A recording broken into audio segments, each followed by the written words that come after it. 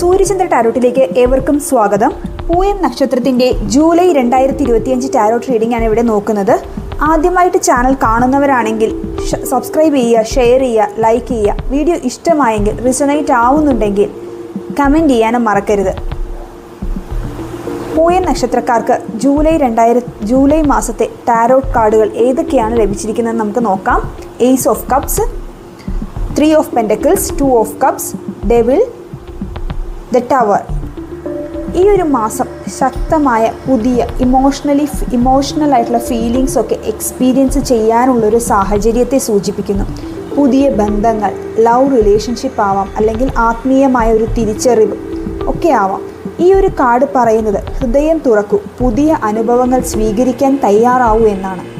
അവസരങ്ങളെ സൂചിപ്പിക്കുന്ന രണ്ടാമത്തെ കാർഡായ 3 of pentacles energy പറയുന്നത് തൊഴിൽ രംഗത്ത് നിങ്ങൾ ഒറ്റയ്ക്ക് പ്രവർത്തിക്കുന്നതിലും നല്ലത് ഒരു ടീമായിട്ടോ കൂട്ടായ്മയിലോ ഒക്കെ ചേർന്ന് പ്രവർത്തിച്ചാൽ നിങ്ങളുടെ ഒരു സക്സസ് അല്ലെങ്കിൽ വളർച്ചയുണ്ടാവാനുള്ള ഒരു സാധ്യതയെയാണ് സൂചിപ്പിക്കുന്നത്.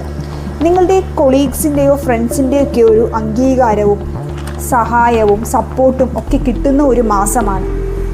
ഈ ഒരു മാസത്തെ വെല്ലുവിളിയായി 2 ഓഫ് കപ്സ് എനർജി വരുമ്പോൾ ബന്ധങ്ങളിലെ പ്രശ്നങ്ങൾ ഉണ്ടാവാനുള്ളൊരു സാധ്യതയാണ്. ആത്മാർത്ഥമായുള്ളൊരു റിലേഷൻഷിപ്പിലൊക്കെ തെറ്റിദ്ധാരണയും അകൽച്ചയും ഒക്കെ വരാനുള്ളൊരു സാധ്യത.